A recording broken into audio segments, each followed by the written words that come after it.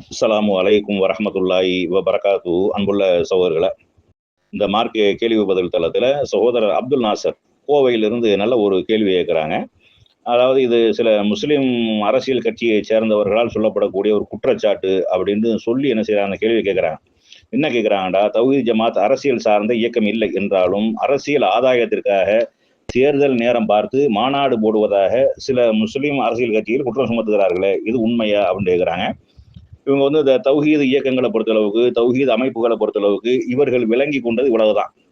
நம்ம அந்த ஏகத்துவ கொள்கையை, இந்த சத்திய கொள்கையை மக்கள் மத்தியில கொண்டு போய் சேர்ப்பதற்காக ஒரு வாரத்திற்கு பிரச்சாரங்கள் தொடர்ச்சியாக பல இடங்கள்ல நடந்து கொண்டிருக்கிறது. மாதத்திற்கு ஒரு பிரச்சாரம் என்று தொடர்ச்சியாக நடந்து கொண்டிருக்கிறது. 3 மாசத்துக்கு ஒரு பொதுக்கூட்டம் அப்படிங்கிற அளவுல இல்ல, மாவட்டம் சோர்வா சொல்றேன், ஒவ்வொரு மாவட்டங்கள்லயும் நிறைய நடந்துட்டு இருக்கு. அது மாதிரி ஒரு வருஷத்துல 2 கணக்கிட்டு என்ன செய்யறாங்க, அப்படி பெரிய மாநாடுகள் அந்த மாதிரி நடத்துறாங்க.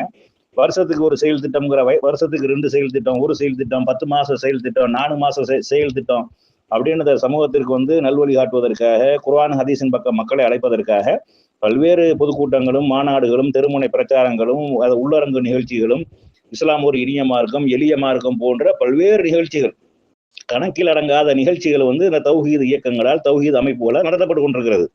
ஆனா அந்த அரசியல் கட்சிகள் என்று சொல்லக்கூடிய அவர்களுடைய பிரதான நோக்கம் வந்து அரசியல சீட்டு வாங்க வேண்டும் என்பதற்காக, அரசியல் அதாவது தேர்தல் நேரங்களை குறிவைத்து என்ன செய்வாங்கன்றா, அந்த கூட்டம்னு போடுவாங்க. கூட்டம்னு போட்டு எந்த அளவுக்கு கூட்டம் போடுவார்கள் என்றால், அவங்க வந்து அவங்களுடைய கொள்கையை, அவங்களுடைய கோட்பாடுகளை, அவங்களுடைய அந்த அஜெண்டாவை முன்னிறுத்தி போட மாட்டாங்க.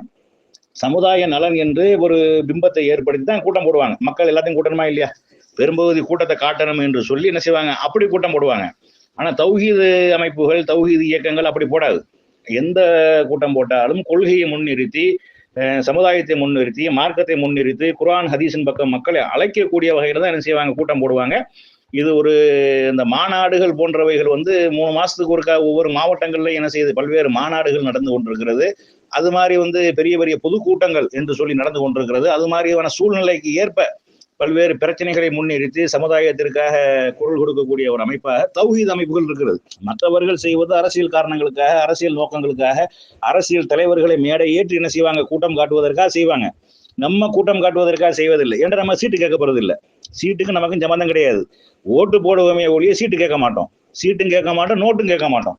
அப்படி இருக்கக்கூடிய நேரத்துல இப்ப நம்ம வந்து இந்த செயல் திட்டம் அறிவிச்சின தௌஹீத் ஜமாத், அவங்க வந்து செயல் திட்டம், அதாவது இளைஞர்கள் வந்து வழிகிட்டு போறாங்க, இளைஞர்கள் அதிகமாக வழியெடுக்கப்படுகிறார்கள், வழிகட்டு போறார்கள், முஸ்லீம் இளைஞர்களை வந்து சீர்படுத்தணும், இந்த இளைய தலைமுறையை சரி செய்யவில்லை என்றால் அடுத்த ஜெனரேஷன் என்பது கேள்விக்குறியாக போய்விடும் என்ற ஒரு உயர்ந்த நோக்கத்துல வந்து என்ன செய்யறாங்கன்னா, அதாவது முன்மாதிரி முஸ்லீம் இளைஞர்கள் அப்படிங்கிற அடிப்படையில வந்து செயல் திட்டங்களை அமைத்து ஒவ்வொரு ஊர்களையும், ஒவ்வொரு நகராட்சி, மாநகராட்சி, பேரூராட்சி எல்லா இடங்கள்லயுமே இது செயல் திட்டம் ரொம்ப வீரியமாக போய் கொண்டிருக்கிறது. அதை மையப்படுத்தி என்ன செய்யறாங்கன்னா 7 மாவட்டம், அதாவது 6 மாவட்டம், 4 மாவட்டம், இந்த மாதிரி ஒரு ஒருங்கிணைப்பு செய்து ஒவ்வொரு இடங்கள் என்ன செய்யறாங்க, கூட்டம் போடுறாங்க. இந்த கூட்டத்தை காட்டி நம்ம ஸ்டாலின்ட்ட சீட்டு கேட்க போறோமா, ஸ்டாலின்ட்ட நோட்டு வாங்க போறோமாண்டா கிடையாது. அதிகபட்சமா நம்ம செய்யறதாக இருந்தால் அந்த மக்களை பார்த்துட்டு அவங்க என்ன செய்வாங்க, நீங்க எங்களுக்கு ஆதரவை தாங்கம்பாங்க. நாங்க யாருக்கும் ஆதரவுலாம் கொடுக்க போறது கிடையாது. ஒரு காலத்துல கொடுத்தோம், ஆதரவு கொடுத்தோம், இப்ப அதுவும் கிடையாது. நீங்க எங்க மக்களுக்கு நல்லது இடஒதுக்கீடு கொடுப்பீர்களே ஆனால், கல்வி வேலை வாய்ப்புல முன்னுரிமை கொடுப்பீர்களே ஆனால், எங்க மக்கள் தன்னால உங்களுக்கு ஓட்டு போடுவோம் அப்படிங்கிற ஒரு அறிக்கையை விட்டுட்டு போயிடுவோம். நம்ம இதை தவிர நம்ம என்ன செய்ய மாட்டோம், உங்களை ஆதரிக்கிறோம், நாங்க உங்களுக்கு ஓட்டு போடுறோம், உங்களுக்காக நாங்க வேலை செய்யறோம், களப்பணியாற்றுறோம், இந்த வேலையை நம்ம செய்ய மாட்டோம். நம்ம அப்ப இப்படி இருக்கக்கூடிய நேரத்துல நம்ம போடக்கூடிய பொதுக்கூட்டம் என்பது, நம்ம போடக்கூடிய மாநாடுகள் என்பது தேர்தலை முன்னிலைப்படுத்தி, தேர்தலை மையப்படுத்தி, தேர்தலுக்காக நடத்தப்படக்கூடிய ஒரு மாநாடு கிடையாது. இது சமுதாய மக்களை நல்வழிப்படுத்தக்கூடிய, சமுதாயத்தை சத்தியத்தின்பால் அழைக்கக்கூடிய, குர்ஆன் ஹதீஸின் பக்கம் அழைக்கக்கூடிய, சொர்க்கத்தின் பாதையை காட்டக்கூடிய ஒரு மாநாடு தான் அப்படிங்கறத என்ன செய்யணும், விளங்கி கொள்ளணும். அதனால வந்து இந்த பிற இயக்கங்கள்ல இருக்கக்கூடியவர்கள் வந்து இந்த அரசியல் இயக்கங்களா இருக்காங்களா இல்லையா, அவர்களுக்கு வந்து ஒரு பொறாமையா இருக்கும். நம்மளை காட்டியும் கூட்டத்தை காட்டினாலும் அங்கிட்டு நம்ம நோட்டா கேட்க போறோம், சீட்டா கேட்க போறோம், ஒண்ணும் கேட்க போறது கிடையாது.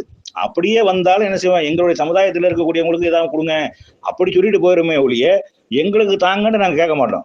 வார்டு உறுப்பினர் கூட கேட்க மாட்டோம். அதே மாதிரி என்னது, வாரியம் கூட நாங்க கேட்க மாட்டோம். அப்படி இருக்கக்கூடிய அந்த சமுதாய இந்த தௌஹீத் அமைப்புகளை பார்த்து இப்படியான குற்றச்சாட்டு என்பது ஒரு அபத்தமான ஒரு குற்றச்சாட்டு, ஒரு பொறாமையினுடைய வெளிப்பாடாக இருக்கிறது அப்படிங்கிறது என்ன செய்யணும், கூடுதலாக விளங்கிக் கொள்ளணும்.